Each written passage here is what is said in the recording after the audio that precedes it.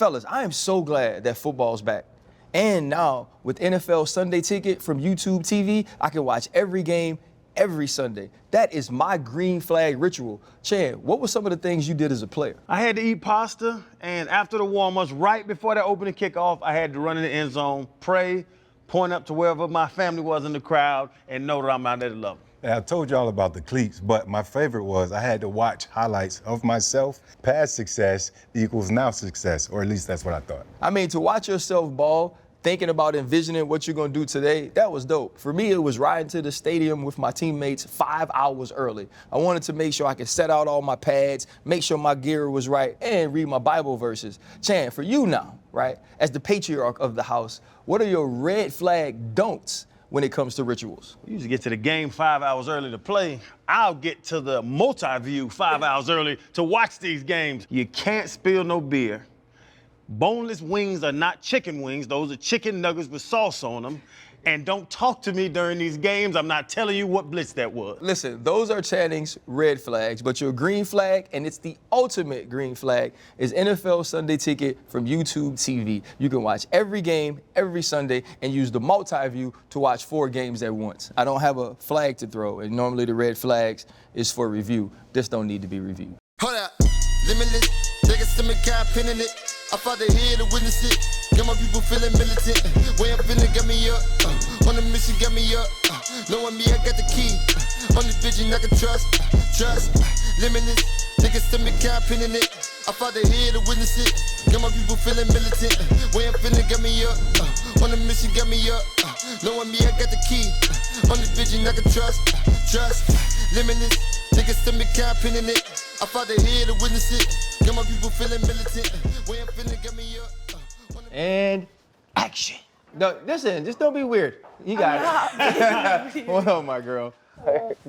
Good, good. She said, forget y'all. Jack ain't hugging y'all. I need me a hug. You know what I'm saying? You guys didn't get up, so I didn't. We won't let you hug Uncle Ryan We first. kind of old. Bad knees. Move a little slow. Well, welcome. Thank you. I am extremely excited about this. This is Jackie Taylor, daughter of Sean Taylor. Obviously, I've talked about him a million times in a million places. So for me, this is an absolute honor that you guys called. This is The Pivot, a part of Fanatics. This is Fred Taylor, Channing Crowder. I am Ryan Clark. I've always wanted to ask you and your mom a question. Now, a lot of times, you know, guys have a baby, and you can have Fred Taylor Jr., which we have one of those, and Channing Crowder Jr. or Randolph. It's very rare that there's like a big Jackie and a little Jackie. Yeah. Do you know how your name came about? Yeah, so basically when I was born, my parents really didn't know what they wanted to name me. So it was either like Andy or Eva. My dad was like, I don't like Eva. My mom was like, I don't like Andy. So they were like, when she's born, like if we don't have a name, then we're gonna have to name her Jackie because I don't want her to not have a name, like when I was born. And then when I was born, they hadn't decided still, so Jackie it was. Jackie was, and it was like baby Jackie, you know. Yeah, it was first like, my name actually got changed. Like it was like Jacky. And then my mom was like, no, let's put it to Jacqueline. So then my name was Jacqueline, and then it was Jackie, so. Yeah, I mean, they all kind of the Yeah, it same, all you worked know. out. They all roll the same way. Yeah. When did, because obviously you never got an opportunity to know Sean as your father, when did you start to learn about him and start to be told about who he was? Yeah. Biggest breaking point of that was like the induction speech at UM when I had to speak. That was like my biggest that was like the biggest thing I had done because usually like my grandfather spoke at his events and it wasn't really like me involved, which was fine because I was like young and shy and didn't really want to do it. But as I got older, then I was just like, my mom was like, I think you should like take this leap. Like, I think it's something that you would enjoy to do. And I was like, no, like, I didn't want to get up and talk in front of a million people. But then eventually I was like, I'll do it. And after I did that, I felt more connected. I was like more eager to do certain things, which is why I kind of evolved after that. And you did a great job because everybody saw the little cute girl talking, and we all fell in love with Jackie. Do you see when people realize it? When they're like, oh, this the little cute girl, and then, oh, that's Sean's daughter. Like, do you see the change in people? I do, and I think A lot of it has to do, I feel like everyone sees like my size change, like how I got older. That seems to shock people a lot. And then also that, like they're like, oh my God. And then they like get all like happy, emotional and start telling me all these stories, which is super nice for me. So yeah. So they say your dad was aggressive and very clumsy at a very young That's age. me. That I was actually getting to that point. Yeah. When you first got into volleyball. Yeah.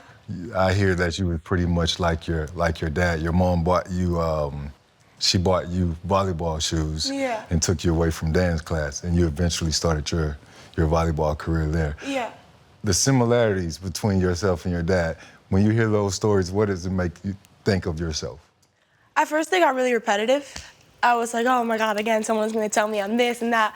But eventually, I kind of started to embrace it. I was like, this is who I am. Like, I gotta just, like embrace it and kind of go with it. I think my competitiveness kind of gets the best of me in certain situations, but there are goods and bads to it. Definitely, like in tough situations, it does bring out the best in me. But I definitely was very clumsy, I would say, as young. I was like I really wasn't like aware of like my body and how like my body functioned. It was long, lanky, no muscle. Like I was just like weak, I would say. Like literally like a baby giraffe. Like my legs would just collapse at any moment. But yeah. So you said it was a good and bads to it, like in what way? As I started to evolve with the game, it definitely like bettered me as a person. I think my coach was very like, you have to handle your emotions like in a positive way. Because I was very like negative if I had like a bad outcome of a game. So I think that's when like my competitiveness got the best of me because like it just like took over. But then as I got older, I really realized that like I have to use that to fuel me in the game, which is when it became better, like for me.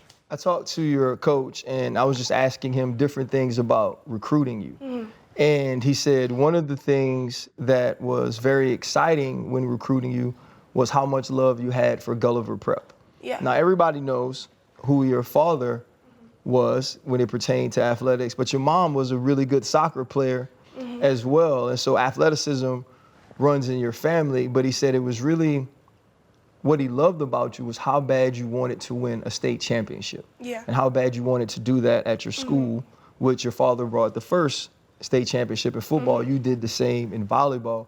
What was that year like, having an opportunity to accomplish that goal? I mean, it's every girl's dream, I think, at a high school level to win a state championship in your sport. And towards the middle of my years when I really realized, like, oh, this is really, like, capable of happening. My coach came in, like, sophomore year, like, he was like, no, we're winning a state championship this year. And I was like, coach, we don't even have, like, players who can attribute to this team. Like, I don't know how we're supposed to do this. And eventually, little by little, like, my junior year came around. We were really good. We had a lot going for us. And then, like, we fell short, which I think it bummed us all because we were all expecting it to be that year and then have the back-to-back and, like, that whole dynamic. And then our senior year, we were all super, super eager. And then I think that was just, like, the turning point for us all. We realized that, like, we're not going to fall short of our goal and we're really going to, like, push towards it. For me, it was so surreal because I was like, there's no way I actually, like, did this. Like, as a freshman, we were 1-18. I was like, there's nothing really for the program. And as we continued to excel, it was just like, okay, we're going to do this. And we did it.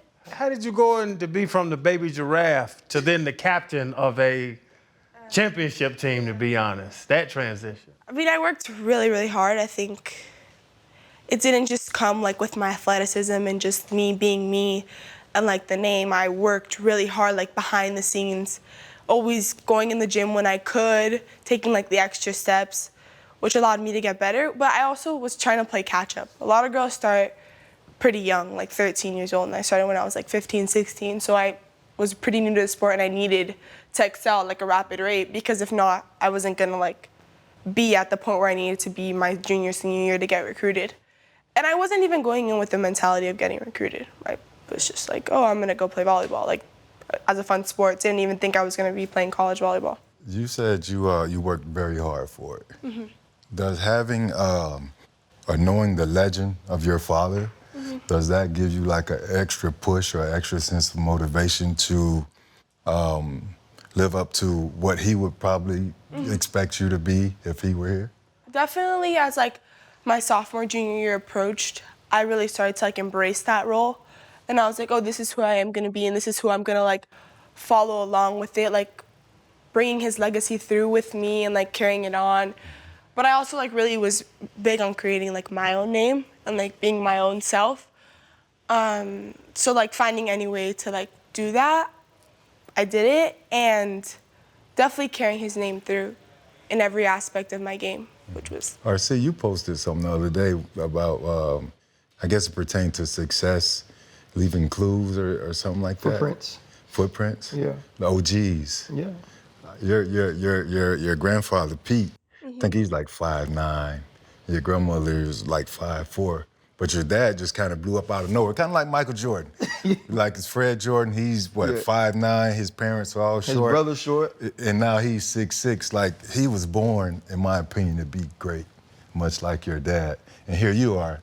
Your mom, she's about what, 5'4", 5'5", or something like that. And now you're as tall as the giraffe you were talking about. Yeah, I wasn't expecting. I keep on growing, I feel. But I just don't know. I don't know. Do girls go at you?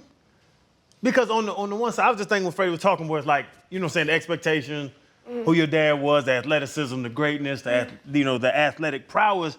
But then there has to be other people on the other team that see you in the middle and be like,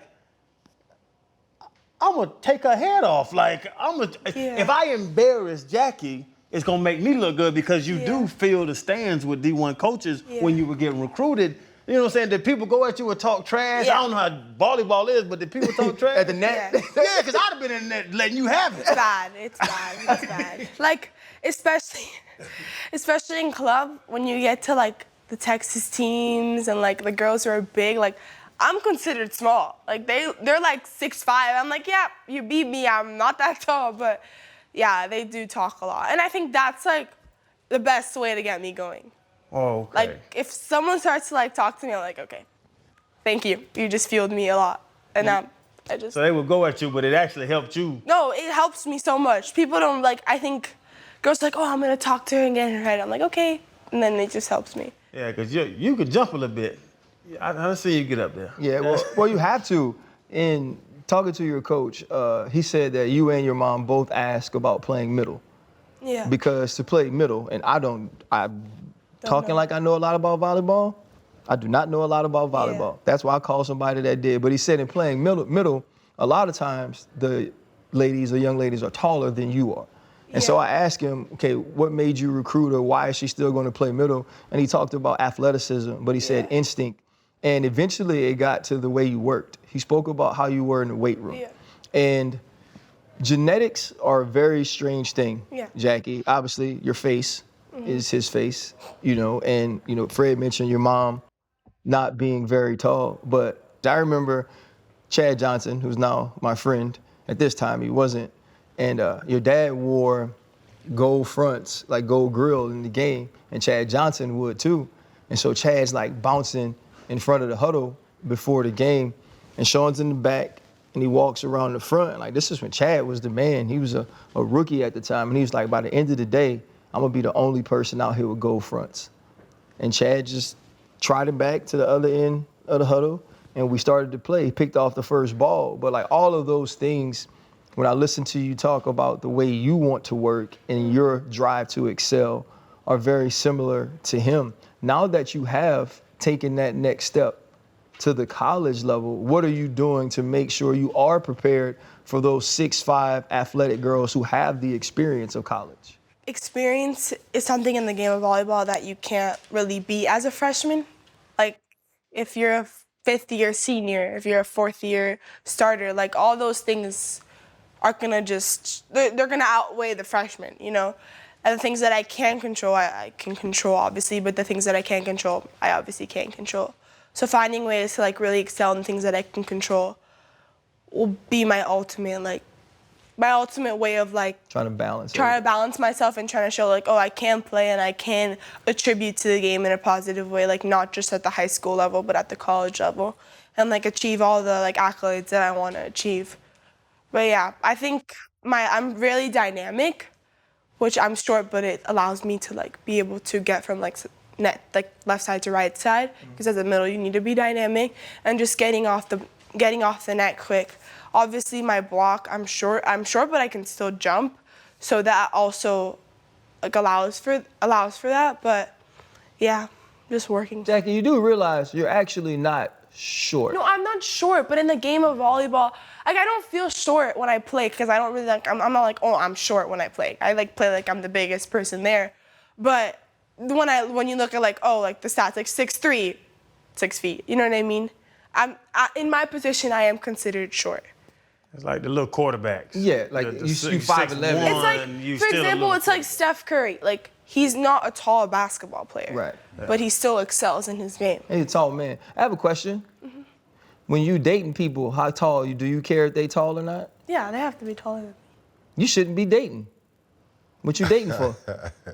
What do you mean? I mean, you don't have to date, Jackie. No, I don't, but I'm saying like so now you don't date. Just now though, you just No, like you're saying if I'm dating someone, then I would have to go with someone taller. Why do you have to date at all? Jackie, get you a pipsqueak. Look, Someone short?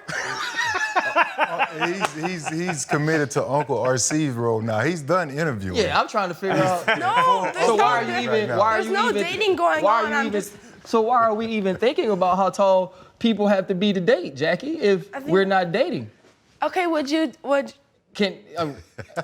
married a woman who was shorter than you? Taller than you? yes. Okay, but that's your personal preference. But you don't have to, Jackie. You don't have to get married ever date. Why not? You have all. wanted to ever get married? We could jump on a young man now. Yo, he get jumped. He out gonna the come gate. now. Don't think that Chapel Hill gonna say it. Where you headed? We get to Chapel Hill. I'm just talking to him. You know, Freddie Y'all T can gonna jump. reason with him. But you chose to wear 21 Yeah. at UNC Chapel Hill. What went into that decision? I didn't want to wear 1 because I feel like that was that had already been like checked off the box. Gulliver State Championship. I was like, let me. Right, your dad wore one at Gulliver. Gulliver. So I was like, let me put that aside. And then I always wore 21 in club, and that's the number that I really liked. But then in Gulliver, I would have a really hard time like letting people wear the number and like kind of not like making the number look good. You saying number 1 at Gulliver? Number 1 or number 21, like either way.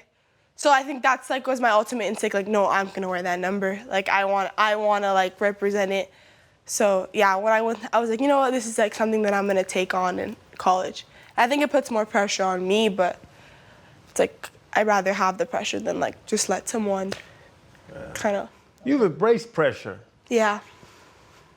I guess. Yeah. But you smile at it, but like I know they say pressure is a privilege is a saying, Yeah. but like Pops was one of the best ever now. Like Yeah. you know, I was a huge fan. I am a huge fan of him. You've embraced that pressure because it's like when people see you and know who you are, they anticipate you to be great and it's cool with you. Yeah, I think sports has always been something that people have like pressured on me because I didn't start doing sports till later on in life, but I've never really like taken pressure as like a bad thing. I kind of just like embraced them and like this is like who I am comes with pressure and just kind of going about what I do on a daily like with the pressure and like trying to like fight the pressure, I guess. If your mom didn't bring the volleyball shoes and knee pads to dance, I would still be dancing.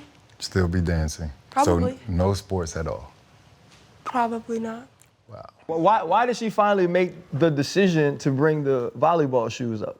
She always spoke about like how high school sports was something that like everyone should experience, whether you're on JV, varsity, like it's something that comes with like so much, like being able to represent your school, having your school's name on your back, wearing your school's colors, like everything that comes with like a sports atmosphere.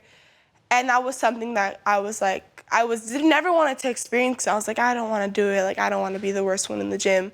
And she was like, no, like you should try it. And actually my freshman year I ended up playing volleyball, soccer, and ran track. I just dove in, I guess. Finding good help in any small business, you know what helped me? LinkedIn Jobs. It has all the tools. Man, I love LinkedIn Jobs. When I started the training facility, we were always trying to find new employees, new people to come and make us better. And LinkedIn Jobs was the place that we'd go, and we got so many good employees and good workers from using them. Man, LinkedIn isn't just a job board.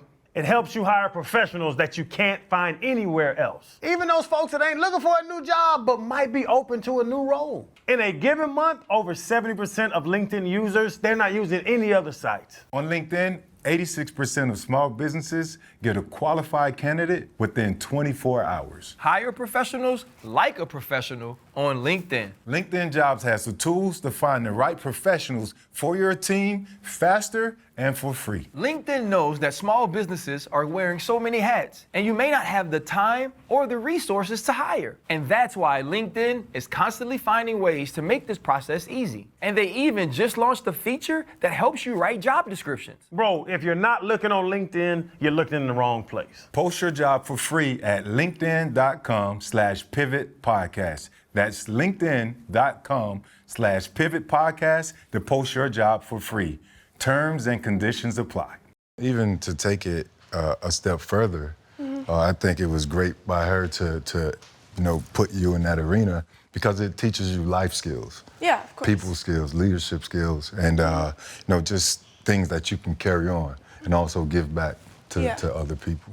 You were blessed enough to find what pretty much any young football player or safety would give his life for. You found your dad's notes in playbook. Yeah. And so, I thought it was really cool, the picture on the field with one of the quotes that you got an opportunity to read that he wrote down in his notes as they named the field after him, and the t-shirts you all wore. Talk about that experience, though, with not having an opportunity to have many things of his and large pieces of his through experience growing up, but to have an opportunity to read in his handwriting his own thoughts. Like when my mom came to me, she's like, Jackie, look, I found something, like, go through it. And I was like, wait, what? Like, I was kind of confused. And the funny thing was that I had actually wrote something, like, in my phone, like a note to myself. And then, like, when she pulled that out, like, it was basically the same thing. Like, just so happened, like, it was, like, a coincidence. It was something that, like, kind of like it was, like, a shocking moment. You kind of, like, take it in and you're like, okay, this is, like, an inspiration quote that was, like, meant to be read. And, like, that's going to allow me to, like, get through, like, my next chapter in volleyball. And then, like, to be able to share it with, like, the Gulliver community was nice, and, like, to represent it. And especially before, like, the signing, the field event, like, it was something that was, like, meant to be seen so that it was able to be shown at, like, the field event. It's awesome that you, like, even that point, because I've heard about that. Like, I don't know if you take pride in being able to share? Yeah. Really share your father with people? Yeah, it doesn't bother me, I think. The pride of it, like. Yeah, it's a way to, like, continue the legacy, I feel. Yeah. Like, if you keep it to if I were to keep it to myself, then I wouldn't be able to really, like, get his name out there and allow it to, like, flourish in, like, different communities and different environments. To share with the entire community, live every day to the fullest. Never have a day where you want another chance at achieving a goal. Make it happen. And I think for me, having had an opportunity to be his friend and to do things away from the field, obviously play with him, be in the meeting room every day, that is the way he attacked every single thing. When you read that quote, knowing it's from your father, what does that quote mean to you? Allowed me to keep on, like, striving forward. Because, like, a lot of people don't realize, like, you never know when your last day is going to come. Like, you can wake up one day, be fine, the next day you won't wake up. And I think a lot of people are, like, really in tune with, like, oh, like, I'm just going to live every day, like, just going through the motions. Like, it really applies to me in practice. Because I feel like if I don't give my 100% every single day in practice, there's going to be an opportunity where my coach is like, okay, this is her day to, like, prove it to me. And if I don't prove it, then my chance is gone. And, like, those little moments that, like, the little things, people don't realize, like, the little things matter. So that quote was, like, really a true testament to, like, the little things matter, like, every day, like, living it to the fullest, like, no matter what the outcome is, making sure that, like, every day has a purpose, and then it's, like, fulfilled to, like, your maximum capacity. How often do you speak to him? I don't really, like, speak to him really often.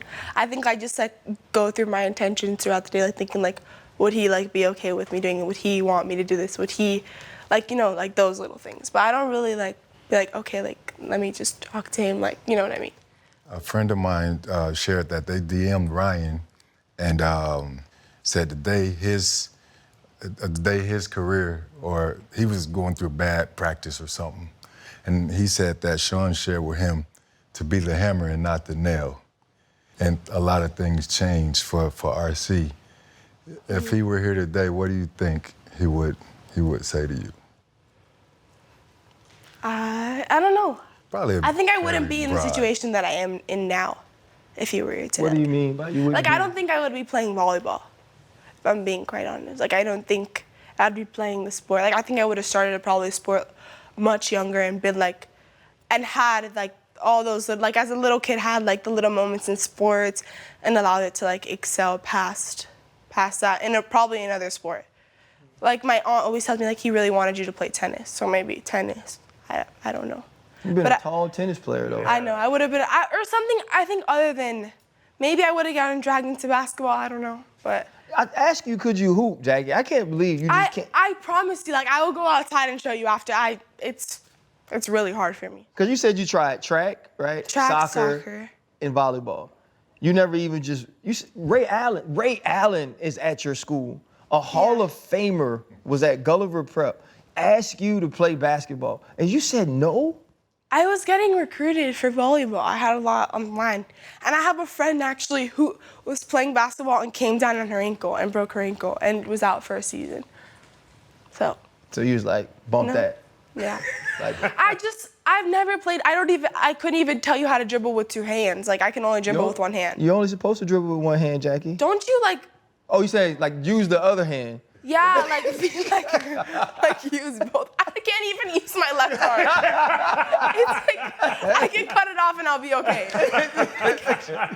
I don't. You seen her spike that damn thing though now. Yeah, that right arm work now. Yeah, she did. But you don't see when I hit, I don't use my left arm enough. Well, like, you do the. Yeah, but like that's like two hands. They're gonna get it out you in college. Yeah. You're gonna be the best of the best of the best. What does a college NIL package look like for volleyball? I mean, it's growing. I think the biggest sports are like football, basketball. Right. But volleyball, it's definitely growing in the volleyball community, which is good. For today's video, we have a special one. I want to give a huge shout out to today's sponsor, Sofi, the all-in-one finance app. I know personally sports can change a kid's life, but a lot of families, they just can't afford it. But SoFi is changing that for a number of families. Together, they're awarding $100,000 to public high school sports teams across the country through the SoFi Generational Wealth Fund. It's all about young athletes having a chance to reach their ambitions. That's $50,000 for one public high school team and $10,000 for 5 other public high school teams. Man, back in Belgrade, Mug City, we would have loved this type of opportunity. If you're a part of a team that can use an assist, head to SoFiGameChangers.com. I see kids all the time. My coach, I play with kids all the time. They have all the talent, but they don't have the money to get to that next level. Submit a short video showing what your team is all about. Tell us about the work you've put in, why your team is so special, and what you're trying to accomplish this season. You have from now until October 7th to submit your team. So click the link in the description or go to SoFiGameChangers.com to enter. Good luck on it, and tell them that Pivot sent you. Thank you so much to SoFi.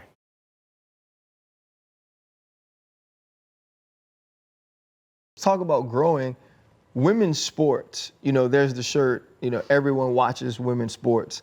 And you even think about the Olympics. Focus has been on Ledecky and Simone Biles and Alana Meyer from the rugby team went from like 700,000 followers. She's at around 3 million now. And all of these ways that there's so much attention, Caitlin Clark, Angel Reese, on women's sports. How do you feel about the way that it is growing and the acceptance and also the excitement around women's sports?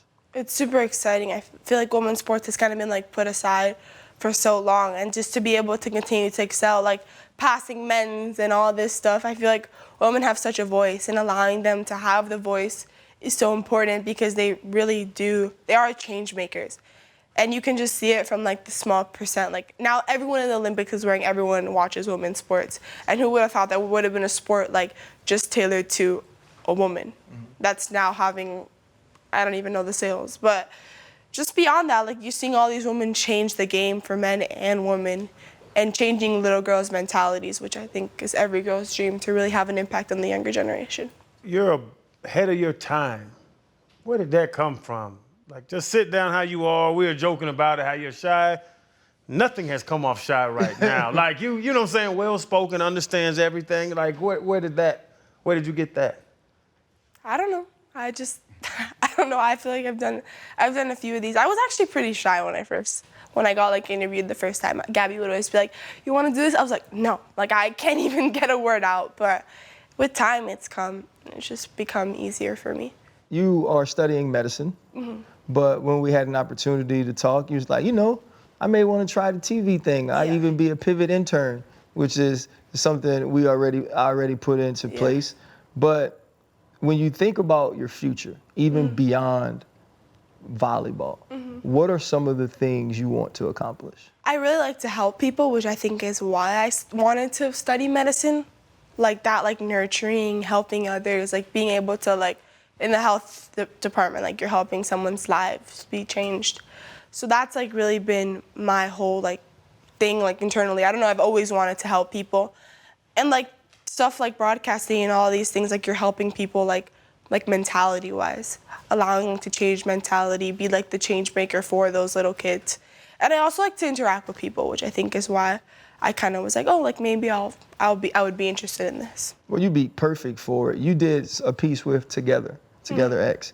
Tell me what were some of your favorite parts about that. It came out amazing. I knew some of the people that were working on it, and they were bragging to me that they got to do it with you and I didn't. But I'm not going to talk about that right now. I'll put that on Gabby. But talk a little bit about that experience and how some of that led you to believe, okay, broadcasting or getting into interviewing would be something I'd like to do. Yeah, that was really where it started. And I think the whole Together X community, like they all were very supportive of me. And I think when you start these things as like a little, like not little girl, but I was like 16 or something. Like when you start these things, like you're nervous, and it was just me. Like I didn't have anyone to talk to. I was being asked questions and having to just answer the questions based off like what I thought was like the right answer.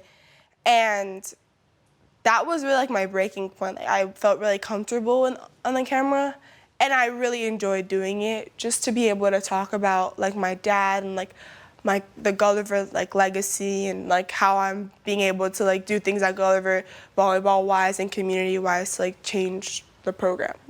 How does it make you feel knowing that other little girls, they admire you and they look up to you and they want your autograph and all that different stuff? Yeah, makes me feel good, honestly. Like it's like, wow, like I didn't even think of it as that. Like it's just like I'm just being me, and like someone is actually like, wow, I look up to her. Like a little girl, I was actually told the other day, a little girl was like, oh my God, like Jackie? And she was like, yeah. Like I would have never thought like a little girl would have even like known my name. I don't know. I was just like, I just play volleyball. Like, you know what I mean? Like girls like, oh my God, like we watch your videos, like your volleyball highlights, like we follow you. Especially at UNC camp. I think that was like the biggest time where I saw like little girls actually be like, oh my God, can we take a picture? Because they're like, oh my God, like I'm gonna take a picture. And then like they would take a photo with me and they would post it. And then a girl went to like the Commanders Stadium for the Morgan Wallen concert. And she was like, oh, I'm here. Like I'm at the memorial, whatever. And I was like, oh my God, that's so cool. And like those little things where you would never think you would connect with someone, like you actually connect with them. That's what hard work. That's what happens. Yeah. That's the result of it. A byproduct, a result of it. Why UNC? Who all recruited you, and why UNC? I was actually debating between Tennessee and UNC. Like that came down to like my last choice. But I had a lot of other schools, kind of like middle to like the middle of like the volleyball kind of standpoint. Like a few ACC schools. Big 12, which is that conference is kind of, I don't know. Yeah, it still exists, but it's where Texas was in, but now they're not in it. And it was really because like community. UNC has a really good community where you're able to like really make change in that community. Also a great degree from the school, which is always important to have a good degree. And like the family there, like they always say like UNC is about like the culture, the community, and like the people, which is a huge thing. Like Carolina is for the people. And it really is truly the people. Like since the first day I walked in as a freshman, like I knew instantly like it felt like home, and the girls were super comforting. And everything about the school is very homey. Like Michael Jordan still sponsors the school, still comes back. Like who would think after all these years, you know, like just continue to see people come back to the school. And I think that's a true testament to like what the school actually like stands for. Michael Jordan, Jackie Taylor just said you were old and because you were at the school so long ago. Now I'm just playing, I'm not gonna do that. I'm not gonna do that. But you mentioned the school's legacy though, and those things. Julius Peppers just went into the Hall of Fame, and Michael Jordan was there with Dwight Freeney, but he said it, you were my idol. Yeah. You know, and so for the GOAT to be here, that's how many people feel about him. But we were talking about NIL, he's also part of the Jordan brand. Yeah. Now, like what is that feeling like at UNC? Because that is part of the family, but now you represent someone like him and an iconic brand like that. Yeah. I think Jordan hasn't really been brought to the volleyball like area, but to bring it to the volleyball area would obviously be like a dream. I know basketball has it, football has it, but being able to spread it along girls' sports, I think will be really impactful. Like I said, girls' sports is already continuing to like skyrocket and like change. So being able to have like the Jordan like stamp on the girls' volleyball would obviously be any girl on the team's dream in general. Like, I mean, at least I speak for myself. Yeah. You think about where you are now in life, and I know Fred asked about whether you speak to him or you even said, you know, I think to myself, would he approve of certain things or what would he think about this? And when we were in Washington together and we got to see some of the stuff from his locker and we saw pictures of you, obviously, I think the most iconic picture he probably has is on the field holding you, big fro. You know, that's the one they show constantly. But I watched you get emotional multiple times that day. And what is it, like, what are you connected to with him that makes you emotional when you understand the sort of feeling and love and memories he gave so many people? I feel like every time I go there, I get emotional. Like, there's like never a time where I don't. I think the videos really get people. My aunt is always like, oh my God, the videos, they do us every time.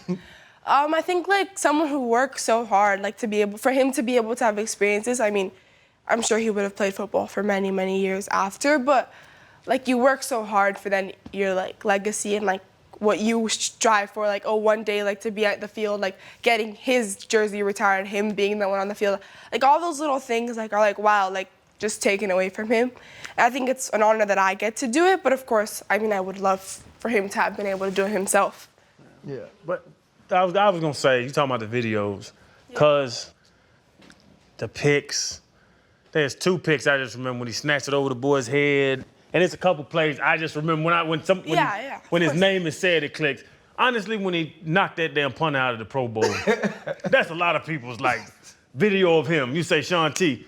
Oh yeah, and it's just something pops up in your head. Yeah. Is it football that pops up in your head? Or no, I think what pops up when we've said your dad, what pops? Yeah. Like what's that video? What's that picture? What pops up when you hear the word Sean Taylor for the first time in the day? I think, like, he would have been such a change maker beyond the football field. Like, just a person, I think it would have also changed, like, my perspective of life. Like, I would hear all, like, the positive stuff, like, also, like, the negative stuff. I'm sure he would have been very negative with me, but that's just, not negative, but, like, that's what daddy's doing. Yeah, exactly. Like, would have just been very tough on me, which it would have been okay, because my mom's very tough on me. But it's okay. That's how you allow yourself to grow, is by being tough. But what's the picture in your mind of your dad? Because I've seen the picture of him holding you. You see the big fro. We've seen the college stuff. We sitting there and that joker was ripped up. Like, I have pictures in my head of your father. What's the first picture in your head? I would say like all like the little photos, like what as me as like a little girl. I wouldn't say like the football stuff. Like that's like the last thing I think. But not last thing, but like that's not what pops into my head. Yeah. Yeah, when so the last time I saw him, it was the same year, and it was like going into the second year we weren't playing together. And he played with somebody else the year before, and so they kept asking him, because I was coming back, like they kept asking him about me. And he kind of like dismissed a question, and so we walked on the field, together, and the first thing he told me, he used to call me Lil Killer. He's like, Lil Killer, man, I ain't mean nothing by that. I was like, bro, I don't care. I was like, I get it. They're asking you the questions. And for about 30 minutes, we talked about you, you know. And I know you say you think he would have been hard on you. I think he would have been the softest on you. He, I mean, definitely soft. I think definitely would have been like, oh, anything I say, oh yeah, like you can do it like that. But I think it definitely would have been like, I think when in the sports realm, he would have definitely been tough. Yeah, he, I remember him saying like that day, he talked about how, you know, you had changed his life and that he was like, you know, that he wanted to get right spiritually, and he just changed the way he moved and like he ate and, you know, and he prayed. And like that was always the saddest part for me, because it was like all the stories that you hear, like everybody didn't get to know him. Yeah. You know, like they saw him play, and man, like he just loved you so much, and it was changing his life, you know. And you're good. And Got us all. you know, and it's like, I agree with you, you know, like I wish he could, you know, receive all the things, because it would have been so much more, obviously. He could receive all the things, but seeing you, you know, speak for him and be there for him, like with all the people in his life, anybody who's around him, like you are the one he would want. Yeah. I think that's the biggest reason why I even do it. I know it would have been like, oh, like no brainer, like why would I have anyone else doing it? Because there's like, if it wasn't done by me, I know it would be like, oh, like I wish you would have been doing it, but you're not. You know what I mean? And I think like that's one of the biggest things that hits me on the field, like all of, like the memories and like the moments and like all those things, like we could have obviously like shared, but that's what hits me the most out of everything. But yeah. Tears. My bad. I think, you know, like legacy is such a crazy thing. Like when people are taken too soon, you know, which he was, it goes so many different ways. Yeah. You know, and you know, you now get a chance to represent that in the way that you live.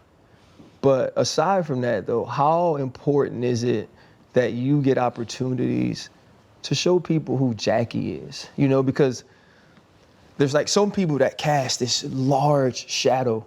Yeah. You know, and your father was just one of those people. He casted for the other 10 people that played on the field with him. Like you could have like the greatest day and it'd be like, yeah, but Sean had 3 picks. And you'd be like, dang, this is a career day for me, guys. Can I bask in it? You know, that's just who he was.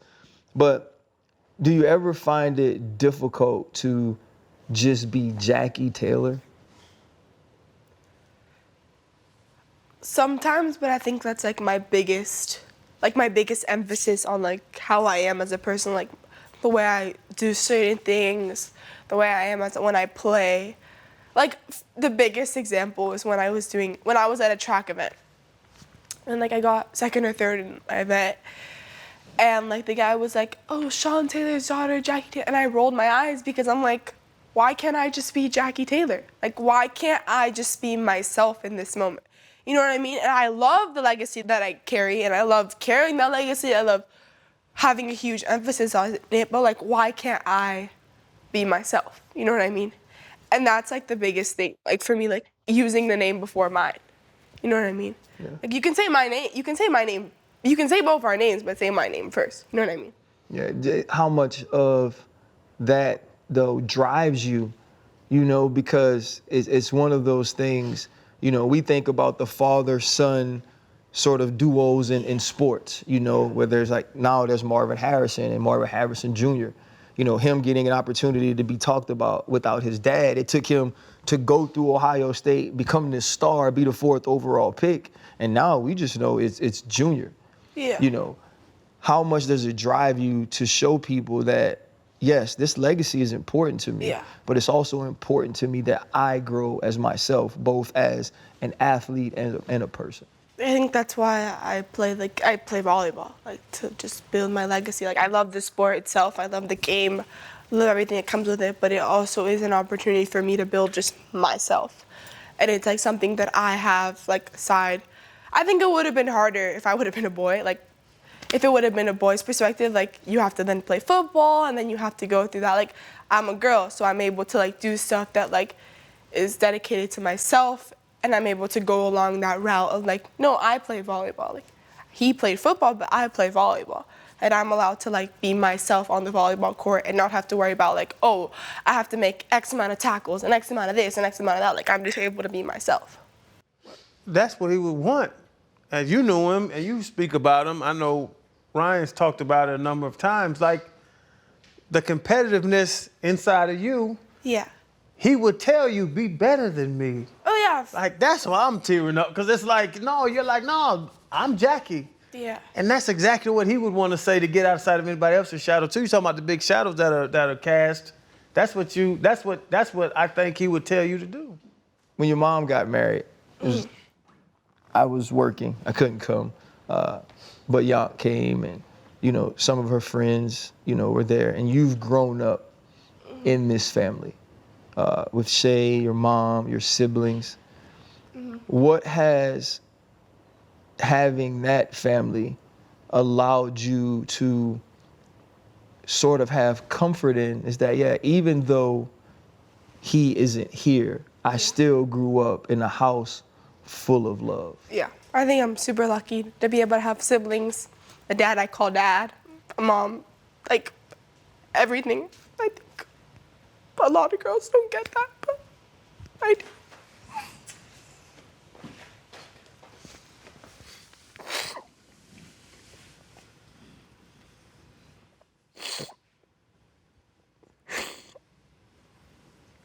I tried not to cry. It's okay.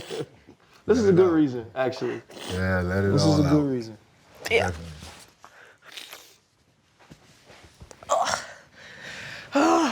But yeah, I'm really grateful. I have a really great family. Besides just my mom being like my #1 supporter, I have a dad who I get to call dad. I have siblings who are my favorite people ever. But yeah. Yeah, that's the part that hurts me the most when I think of Sean. Cause we're all girl dads. Yeah. And we know those girls change us. Yeah. And prior to RC mentioning the conversation he and Sean had and how you changed him, Yeah. I was gonna say the same thing. Even though I didn't have that conversation, I just saw the change in him. Mm-hmm. And it pisses me off Yeah. that he's not here to see what you've grown into. Yeah. Selfish fucking people in the world. So if it's, you know, because we're about done here, if it's one thing that you want the world to know, not about your dad, but about his daughter, that is the thing you're going to work the rest of your life to prove and to be, what is that? Like a hard worker. I think hard work beats anything. And I think that I don't do things selfishly. Like I do things because I care. A lot of people are like, oh, because she just wants to. No, it's because I want to be it's because I want to do it out of the love. And because that's just like I was born into it, so I kind of have to take that role. But I take that role in a loving and positive way. And I think, you know, there's always going to be negativity. But that I really like work hard to strive to continue his legacy, but to continue my legacy and to really like be a change for young women. Come and give me a hug.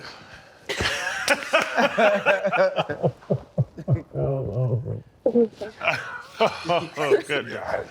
Oh, man. That was a tough one right there, man. Oh, it was all holding on. Oh, boy. That was a tough one. Yeah, man. That's really what pisses me off the most, bruh. Cause I know the Sean T that ride on the. I looked over there and thought about it and lost it. Yeah. Wow. I held on a long time, bro. Man. I held on a long time, Boy, bro. beat me up. First couple questions. Man. I was holding on.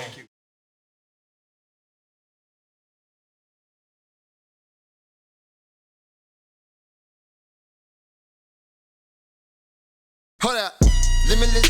Niggas to me, got pinning it. I fought the head to witness it. Got my people feeling militant. Way I'm feeling, got me up. On the mission, got me up. Knowing me, I got the key. On this vision, I can trust. Limitless. Niggas to me, got pinning it. I fought the head to witness it. Got my people feeling militant. Way I'm feeling, got me up. On the mission, got me up. When you play the free games on the new Fanatics app, you can win up to $1 million. That's a lot of money you can spend on your fandom for things like buying watches for your team's offensive line like your QB does, redoing your garage so you can fit your team's championship parade bus in your driveway, or even building a time machine to give your dad season tickets as a child so he can grow up and pass those season tickets on to you. Play Fanatics free daily games on the new Fanatics app for a chance to win up to $1 million and shop all of your team's gear.